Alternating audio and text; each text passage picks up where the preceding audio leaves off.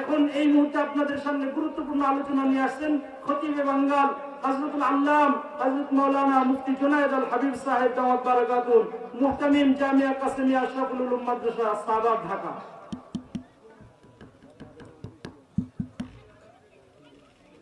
আসসালামু আলাইকুম ওয়া রাহমাতুল্লাহি ওয়া বারাকাতুহু। মোহব্বতের সাথে দরুদ শরীফ পড়ি। আল্লাহুম্মা সাল্লি আলা মুহাম্মাদ ওয়া আলা আলি মুহাম্মাদ কামা সাল্লাইতা আলা ইব্রাহিম ওয়া আলা আলি ইব্রাহিম ইন্নাকা হামিদুম মাজিদ। আল্লাহুম্মা বারিক আলা মুহাম্মাদ ওয়া আলা আলি মুহাম্মাদ كما باركت على إبراهيم وعلى آل إبراهيم إنك حميد مجيد. إن الحمد لله وحده، والصلاة والسلام على من لا نبي بعده. أما بعد فأعوذ بالله من الشيطان الرجيم. بسم الله الرحمن الرحيم. اليوم أكملت لكم دينكم وأتممت عليكم نعمتي ورضيت لكم الإسلام دينا. وقال تعالى: إنا نحن نزلنا الذكر وإنا له لحافظون. صدق الله العظيم. وقال رسول الله صلى الله عليه وسلم: أنا خاتم النبيين لا نبي بعدي. وقال عليه الصلاة والسلام: إنما بعثت معلما. وقال عليه الصلاة والسلام: إن العلماء ورثة الأنبياء، أو كما قال عليه الصلاة والسلام. বুজুর্গান মুহতারাম, হযরত উলামায়ে কেরাম, সমবেত বেরাদরান ইসলাম, রাত্র প্রায় গভীর। এই গভীর রাত্র পর্যন্ত দেশের শীর্ষস্থানীয় উলামায়ে কেরামের জবান থেকে বর্তমান সময় উপযোগী ভবিষ্যৎ জিন্দেগীর করণীয় সম্পর্কে কোরআন এবং হাদিসের আলোকে দিক নির্দেশনামূলক বক্তব্য আপনারা শ্রবণ করেছেন। বিশেষ করে আমার ভাই, আমার সাথী হযরতুল আল্লাম মাওলানা মুফতি দেলোয়ার হোসেন সাহেব আমার আগে আপনাদের সামনে মানুষের জীবনের পরিবর্তনমূলক আলোচনাগুলো করতেছিলেন, যেই কথাগুলো আপনাদের শোনা একান্ত প্রয়োজন ছিল। আমি আসলে ভাবতে পারি নাই যে আমি আসার সাথে সাথে উনি ছেড়ে দিবেন। তো আমারও হাতে সময় খুব কম। হযরত মাওলানা দেলোয়ার হোসেন সাহেবকে আল্লাহ তাবারক ওয়া তাআলা নেক হায়াত দান করুন। ওনার মতো ব্যক্তি আমাদের জন্যে বেঁচে থাকা দরকার আছে। ওনার ছায়া আমাদের উপরে আরো লম্বা সময় থাকা দরকার আছে কিনা বলে? আমরা তো মুরব্বিহারা হয়ে গেছি। যে সমস্ত মানুষের, যে সমস্ত উলামায়ে কেরামের দিক নির্দেশনা মোতাবেক এই দেশের মানুষ, তৌহিদি জনতা, ধর্মপ্রাণ মুসলমানরা চলতেন, আজকে তারা দুনিয়ার থেকে একে একে বিদায় হয়ে গেছে। হযরত মাওলানা দেলোয়ার হোসেন সাহেব, ওনার যে গবেষণা, ওনার যে ইলমি ইস্তেদাদ, উনি দ্বীনি বিষয়ে যে সমস্ত বিষয়ের সিদ্ধান্তমূলক বক্তব্য দিয়ে থাকেন, এইগুলি আমাদের সকলের জন্যে শোনা এবং আমল করার দরকার, এবং এই মানুষগুলির দিক নির্দেশনা পেয়ে আমাদের চলা দরকার। আল্লাহ তাবারক ওয়া তাআলা আমাদের সকলকে আমল করার তৌফিক দান করুন। আমি খুব ভাঙ্গাচোরা কয়েকটি কথা 2-10 মিনিটের ভিতরে আপনাদের সামনে বলতে চাই। আমরা সবাই মুসলমান, দেশটা মুসলমানের দেশ। কি বলেন আপনারা? কার দেশ? মুসলমানের দেশ। আপনাদের পাশেই মতিঝিল অফিস পাড়া। হ্যাঁ, বাংলাদেশের বড় বড় অফিসগুলো এখানে, ঠিক না? মতিঝিল অফিস পাড়ায় ঢুকলে দেখবেন জোহরের নামাজের জামাত এক একটা অফিসে 2-3 জামাত হয়। যে আমাদের অনেক ছাত্র, অনেক ছেলেরা এখানে ইমামতি করেন। কারোর কাছ থেকে শুনি যে জোহরের নামাজের ইমাম তিনজন, তিনটা জামাত জোহর এবং আসরে হয় এক একটা অফিসে। সেই অফিসগুলোতে হিন্দুদের মন্দির আছে, তো খ্রিস্টানদের চার্চ তো আছে, গির্জা আছে কোথাও? তাহলে এই যে অফিসগুলোতে যে মসজিদে নামাজ হয়, একাধিক জামাত হয়, এর দ্বারা বোঝা যায় দেশটা হিন্দুরা। এই কথা আসতে বলবেন, আর কেউ যদি কথা না বলে মনে করবেন যে অন্য দলের লোক। দেশটা কার? আপনি ঢাকার থেকে চট্টগ্রাম যাবেন, ঢাকার থেকে রাজশাহী যাবেন, ঢাকার থেকে ময়মনসিংহ যাবেন, রাস্তার পাশে যতগুলি সিএনজি আর পেট্রোল পাম্প, সবগুলির মধ্যে মুসলমানদের নামাজ আদায়ের জায়গা, যে হিন্দুদের পূজার জায়গা আছে তো, যে এর দ্বারা কি বোঝা যায় দেশটা কার? হ্যাঁ, দেশটা মুসলমানের দেশ। যতগুলি বাণিজ্যিক ব্যাংক, প্রত্যেকটাই একটা করে ইসলামিক শাখা, যতগুলি বিমা, সবগুলিতে একটা করে তাকাফুল ইসলামিক শাখা, যতগুলি পেপার পত্রিকায়, যতই পেপারের মধ্যে আলেম ওলামার ইসলামরে গালি দোক, একটা ইসলামিক পাতা না হইলে পত্রিকা চলে না। যে যতগুলি টেলিভিশন সেন্টার, সবগুলোতে একটা করে ইসলামিক প্রোগ্রাম। এর দ্বারা কি মনে হয় দেশটা মুসলমানের দেশ? খুব ভালো করে মনে রেখেন, দেশ স্বাধীন হয়েছে ইসলামের নামে। আমরা স্বাধীনতা লাভ করেছি 1947 সনে। আমাদের দেশটা ছিল পূর্ব পাকিস্তান। আমরা হিন্দুস্তানের অংশ না হয়ে পাকিস্তানের অংশ কেন হলাম? শিক্ষিত সমাজ যারা এখানে আছেন, ভালো করে চিন্তা ভাবনা করে বুঝবেন, এই ইতিহাসগুলি আমাদেরকে মুছে দেওয়া হচ্ছে আজকে। দেশটা দ্বিজাতি তত্ত্বের ভিত্তিতে স্বাধীন হয়েছে। 250 বৎসর ইংরেজের বিরুদ্ধে লড়াই করার পরে ইংরেজ যখন এই দেশে টিকতে পারে নাই, তারা যখন এই দেশ থেকে চলে যাবেন, তখন দেশটাকে 2 ভাগে বিভক্ত করে দেশের স্বাধীনতা দিয়ে যাবেন। দেশ ছেড়ে তারা চলে যাবেন। যেখানে মেজরিটি মুসলমান সেটা হবে পাকিস্তান, যেখানে মেজরিটি হিন্দু সেটা হবে হিন্দুস্তান। আমরা মেজরিটি মুসলমান হিসাবে পূর্ব পাকিস্তান হয়েছিলাম, ঠিক কিনা বলেন? এরপরে যখন পশ্চিম পাকিস্তানিরা আমাদের উপর নির্যাতন করেছেন, আমাদের মাল সম্পদ লুণ্ঠন করেছে, আমাদেরকে অধিকার থেকে বঞ্চিত করেছে, বঙ্গবন্ধু শেখ মুজিবুর রহমানের নেতৃত্বে নিরঙ্কুশ সংখ্যাগরিষ্ঠতা পাওয়ার পরেও যখন গণতন্ত্রকে ধ্বংস করে ক্ষমতাকে কুক্ষিগত করে রেখেছেন, বাংলাদেশের 7.5 কোটি মানুষ বঙ্গবন্ধুর নেতৃত্বে অস্ত্র ধরে মুক্তিযুদ্ধ করে পাকিস্তানিদের কবর দিয়েছি আমরা। দেশটা স্বাধীন হয়েছে মুসলমানের নামে, ঠিক না? কি বলেন? 92% মুসলমানের দেশ বাংলাদেশ। আমরা মুসলমান। আরো ইতিহাস আছে আমাদের অনেক লম্বা। ইংরেজ 800 বৎসর এই দেশ মুসলমান শাসন করার পরে দেশটা ইংরেজ দখল করে নিয়েছিল। 800 বৎসর মুসলমান শাসন করেছে। এমন শাসক এই দেশে শাসন করেছেন, খাজা কুতুবউদ্দিন কাকি রহমতুল্লাহ আলাইহি ইন্তেকাল করার আগে খাদেমকে ওসিয়ত করেছে, আমার জানাজা পড়বে 4টা গুণ যার ভিতরে আছে। অসুবিধা হইতেছে না তো? কথা কি বুঝাইতে পারতেছে? বুঝতেছেন? ভালো করে শুনেন।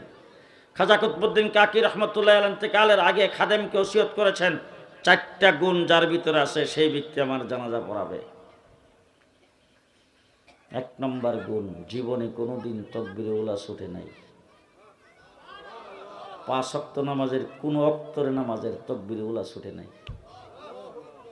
2 নম্বর, আসরের সুন্নত কোনোদিন কাজা হয় নাই। 3 নম্বর, যার জিন্দেগিতে কোনোদিন তাহাজ্জুদ ছুটে নাই। 4 নম্বর, সেই ব্যক্তি বালেগ হওয়ার পরে কোনো নারীর চেহারা, বেগানা নারীর চেহারা দেখে নাই।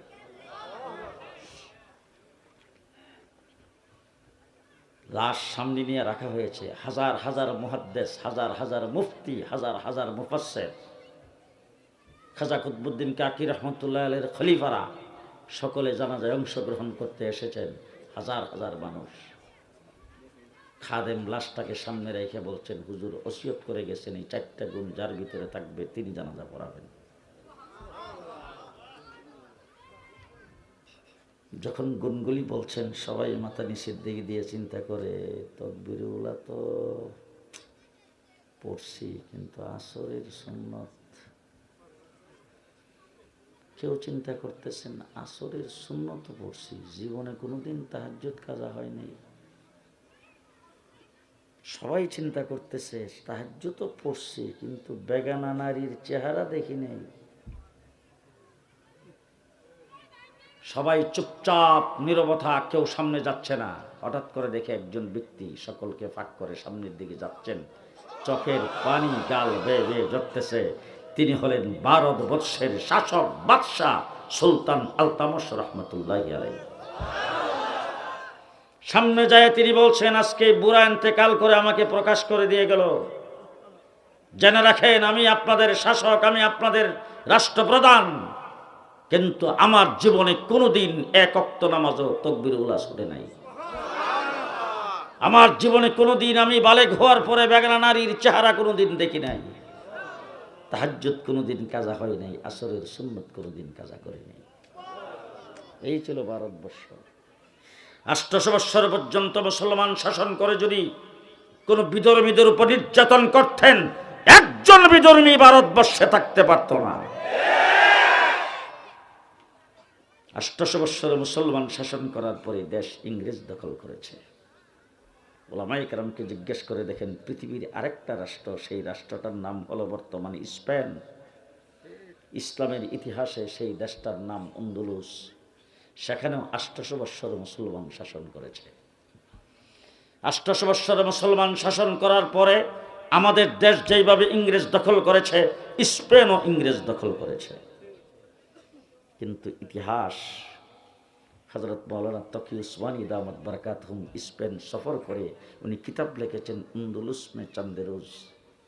সেই কিতাব বাংলা হয়েছে, আপনারা পড়ে দেখবেন। স্পেনে ইংরেজ দখল করার পরে স্পেনের জমিনে একজন মুসলমানও রাখা হয়নি। স্পেনের জমিন থেকে কোরআনকে বিদায় করেছেন।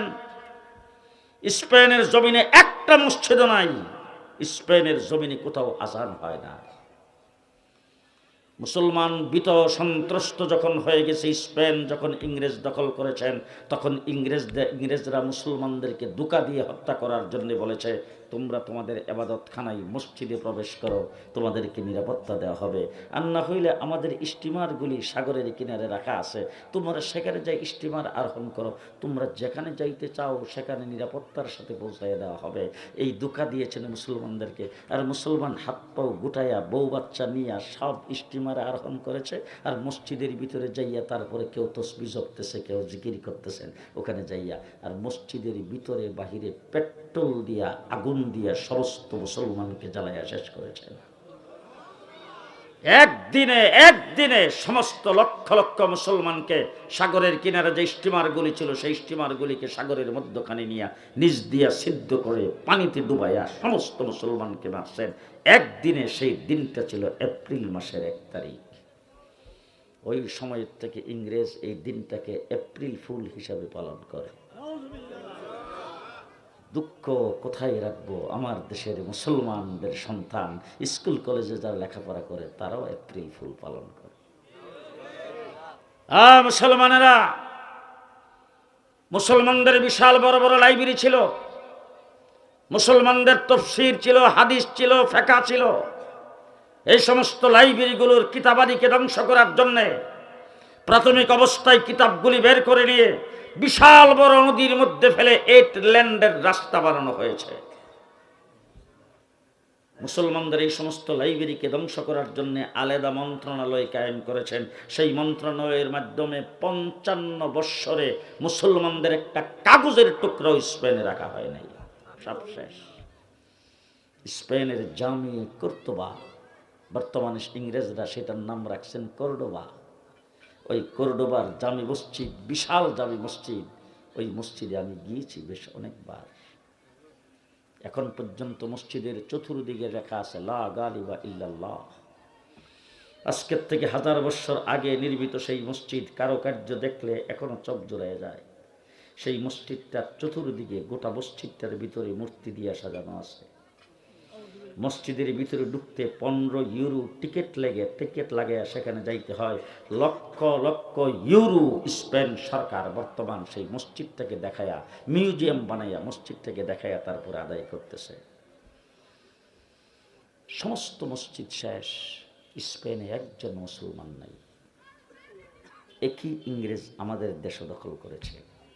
যারা স্পেন থেকে ইসলামকে বিদায় করতে পেরেছেন, যারা স্পেন থেকে কোরআনকে বিদায় করেছেন, টুপিদারিকে বিদায় করেছেন, আজানকে বিদায় করেছেন, মসজিদকে বিদায় করেছেন, মাদ্রাসাকে সমূলে ধ্বংস করেছেন, মুসলমানদের যাবতীয় সব কিছু সেখানে ধ্বংস করে দিয়েছেন। এই ইংরেজি আমাদের দেশ দখল করে একাধারে 190 বৎসর পর্যন্ত চেষ্টা করেছে, একদিনের জন্য এই দেশ থেকে ইসলামকে বিদায় করতে পারে নাই।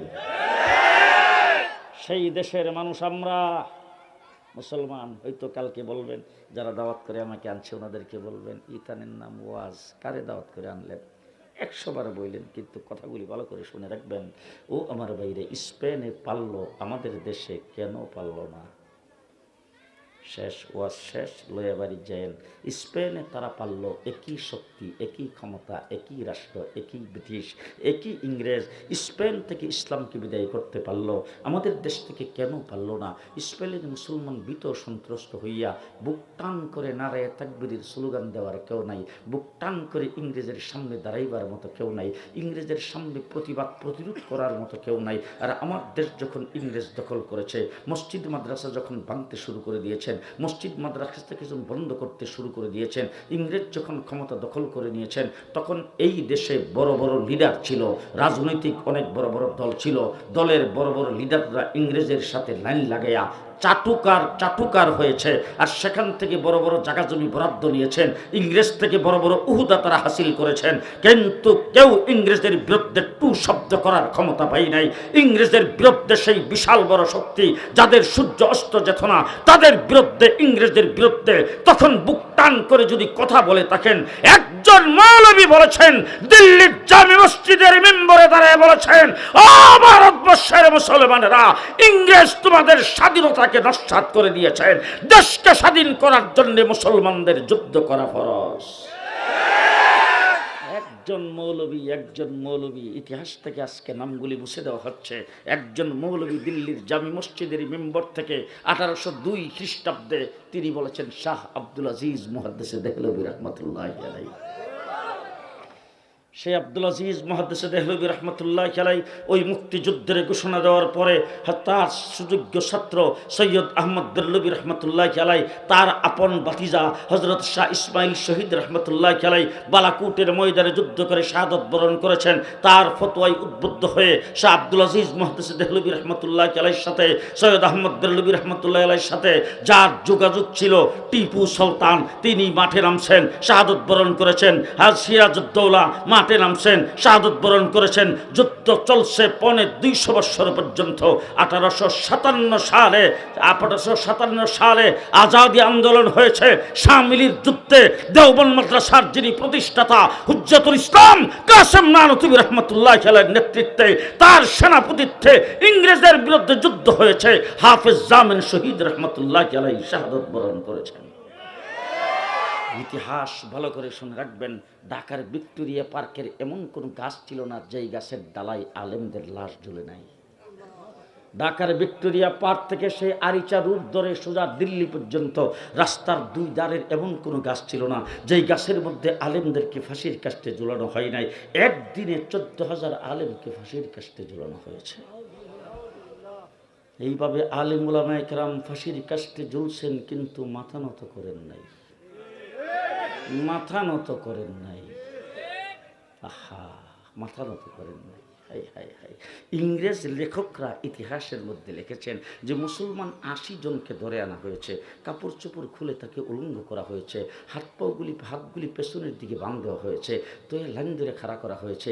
ইংরেজ একজন তাদের সামনে দাঁড়িয়ে বলছেন, ও মুসলমান, ও আলেমরা, ও মৌলবীরা, তোমাদের মধ্যে 80 জন লোক, 80 জনের মধ্যে একজন ব্যক্তি যদি বলো যে আজাদি আন্দোলনে কাসিম নানতুবি রহমতুল্লাহ আলাইহির সেই বাহিনীতে আমরা সংযোগ ছিলাম না, আমরা সেটাকে সমর্থন করি না, একজন ব্যক্তি যদি বলো, তাইলে তোমাদের 80 জন সবাইকে ছেড়ে দেব। ইংরেজ লেখক লিখেছেন যে 80 জনের ভিতরে একজন ব্যক্তি সেই কথা বলে নাই, তারা সবাই আগুনে পুড়ে শেষ হয়ে গেছে। আজকে মুসলমান যদি ইসলাম নিয়ে বসবাস করতে চান, যেইভাবে ইসলাম ইসলামিক কার্যক্রম শুরু হয়েছে, যেইভাবে নাস্তিক মুরতাদদের আস্ফালন হয়েছে, যেইভাবে কটূক্তি করা হচ্ছে, যেইভাবে মুসলমানদেরকে আজকে অমুসলিম বানাইবার পাইতারা শুরু হয়েছে, শিক্ষা ব্যবস্থার থেকে যেইভাবে ইসলামকে দূরে সরিয়ে দেওয়া হয়েছে, যদি মুসলমান হিসাবে বসবাস করতে চান, ইংরেজের বিরুদ্ধে লড়াই করে দেশে যেইভাবে ইসলাম আমাদের বাপদাদারা রেখেছেন, যদি সেই ইসলামটাকে ধরে রাখতে চান, তাই আপনারা যারা এখানে আছেন, আপনাদের সামনে একটাই আওয়াজ আমি দিতে চাই, বুক টান করে বলতে হবে যে আমি একজন মুসলমান। আল্লাহ কাঠায় দেব তবে ইসলাম দেব না, জীবন দিয়ে দেব, ঈমান দেব না। ঠিক কিনা বে ঠিক? হ্যাঁ মুসলমান, জীবন দিয়ে দেব, ঈমান দেব না।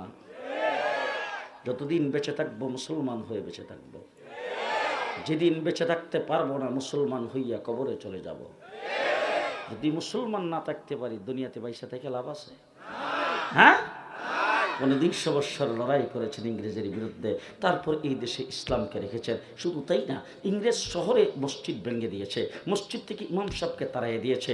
ইমাম সাহেব তখন মনে করেন যে বুড়িগঙ্গা নদী অথবা কোনো নদীর সাঁতরায় যায়, কোনো চরে উঠছে, সেখানে উঠার পরে ওই জায়গায় যাইয়া আসান দিয়া নামাজের জামাত কায়েম করেছেন, বাচ্চাদেরকে কোরআন পড়াইতে শুরু করেছেন।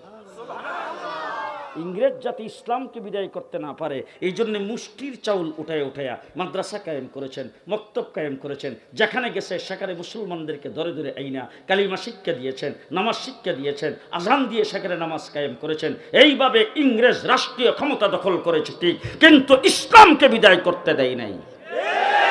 আমরা সেই বাংলাদেশের মুসলমান, সেই ভারতের মুসলমান, ইংরেজের বিরুদ্ধে লড়াই করে যারা ইসলামকে টিকে রেখেছেন, সেই ইসলাম বাংলাদেশ থেকে চলে যাবে।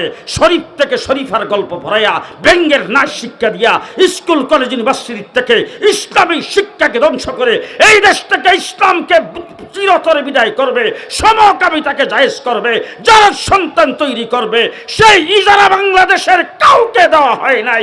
আমরা ইসলাম নিয়ে বেঁচে থাকতে চাই।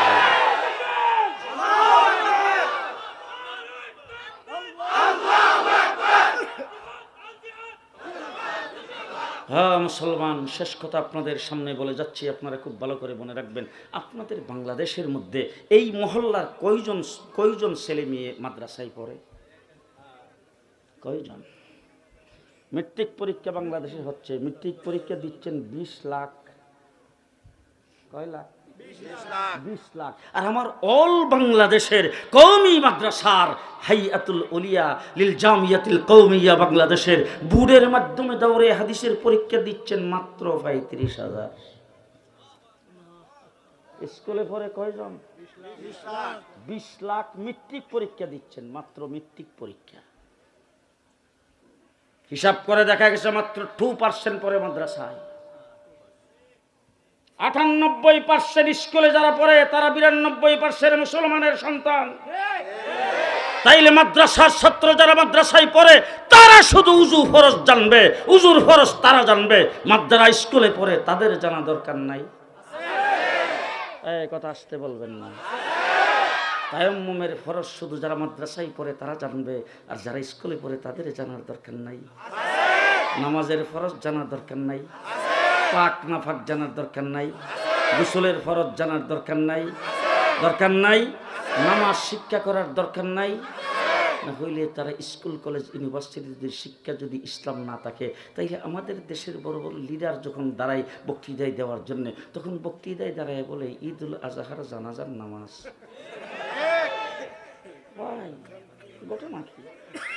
ঘটনা কি? হাই হাই হাই হাই হাই। ও আমার ভাইরা, এই জন্যে আমি আপনাদেরকে যেটা বলতে চাই, যাদের সন্তান স্কুলে পড়ে, আপনি যদি মুসলমান হয়ে থাকেন, আপনার বাপদাদা যদি মুসলমান হয়ে থাকে, আপনি কি চান না যে আপনার সন্তানটা মুসলমান হোক? চান? যদি চান তাইলে আমি কেন চিল্লাইতে হবে? উলামা পরিষদ কেন চিল্লাইতে হবে? মসজিদের ইমাম কেন চিল্লাইতে হবে? আলেম কেন চিল্লাইতে হবে? আপনার ছেলে স্কুলে পড়ে, আপনি বলবেন আমার ছেলে স্কুলে পড়বে ঠিক, আমার ছেলে ব্যারিস্টার হবে, ডাক্তার হবে, কিন্তু রামায়ণের কিচ্ছা আমার ছেলে পড়বে না, আমার ছেলে নবীর শিক্ষা পড়বে। এই কথা আপনাদের বলা দরকার আছে না নাই? আমি মুসলমান, আমার বাপদাদা ছিল মুসলমান, আমার সন্তান মুসলমান হিসাবে থাকবে, সুতরাং আমার সন্তান স্কুলে পড়বে ঠিক, স্কুলে আমার সন্তান মুসলমান হিসাবে রামায়ণের কিচ্ছা আমার ছেলেকে পড়ানো যাবে না, আমার ছেলেকে আমার নবীর কিচ্ছা পড়াইতে হবে। ঠিক কিনা বলেন? ঠিক কিনা বলেন? সুতরাং আমার ভাইরা, হাতে পায়ে ধরে বলে যাচ্ছি, আপনাদের দুই পায়ে হাত রেখে বলে যাচ্ছি, স্কুলে যারা পড়ে, কিন্ডারগার্টেন যারা পড়ে, যারা প্রাইমারিতে পড়ে, আপনার সন্তান স্কুলে পড়ে, ব্যারিস্টার বানাবেন, ডাক্তার বানাবেন, ইঞ্জিনিয়ার বানাবেন, কিন্তু আপনাকে বলতে হবে আমার ছেলে স্কুলে পড়বে ঠিক, কিন্তু আমি মারা গেলে আমার লাশটা যাতে আমার ছেলে দোয়াইতে পারে, আমি মারা যাওয়ার পরে আমার কাফন যাতে আমার ছেলে পড়াইতে পারে, আমি মারা যাওয়ার পরে আমার ছেলে ব্যারিস্টার হোক আর ডাক্তার হোক, যাই হোক, আমার জানাজানা যেন পড়াইতে পারে। ঠিক কিনা বলেন?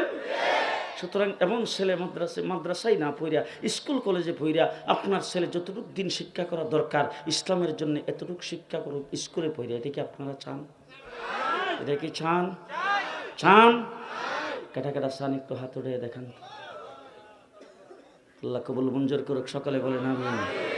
তাইলে আজকে আপনাদের লক্ষ্য রাখতে হবে, খেয়াল রাখতে হবে, স্কুল কলেজে যাতে আপনার ছেলে বদ্দিন না হয়, বদ্দিনী শিক্ষা যাতে আমাদের মধ্যে না থাকে। ঠিক না বে ঠিক? আর স্কুল কলেজের ছাত্রদের শিক্ষা ছিল, যদি একজন আরেকজনের সঙ্গে সাক্ষাৎ হবে তাইলে সর্বপ্রথম দিবা আসসালামু আলাইকুম, সালাম দিবা। আর এখন শিক্ষা দিতেছেন গুড মর্নিং, শুভ সকাল, শুভ অপরাহ্ন। হাই হাই, আগে যখন বিমানে উঠতাম তখন বিমানওয়ালারা ওখানে যে এলান করতো, ঘোষণা করতো, বিমানে বসার পরে কি কি করতে হবে, সেই ঘোষণার সময় তারা বলতো আসসালামু আলাইকুম। আর এখন বলে শুভ সকাল, শুভ অপরাহ্ন, শুভ রাত্রি। আপনি যে তাকে শুভ সকাল বললেন, বিকালবেলা তুমি অসুস্থ হও, রাত্রে মরো, পরের দিন জাহান্নামে যাও, এটাই তো কথা নাকি? ইসলাম বলছে আসসালামু আলাইকুম, তোমার উপর শান্তি বর্ষিত হোক, এখনো হোক, বিকালেও হোক, রাত্রেও হোক, পরের দিন হোক, যতদিন তুমি বাইসা থাকবা ততদিন হোক, তুমি কবরে গেলেও হোক। কোথায় যাচ্ছি আমরা, কোথায় যাচ্ছি? গল্পের নাম এসো এসো বন্ধুত্ব করি।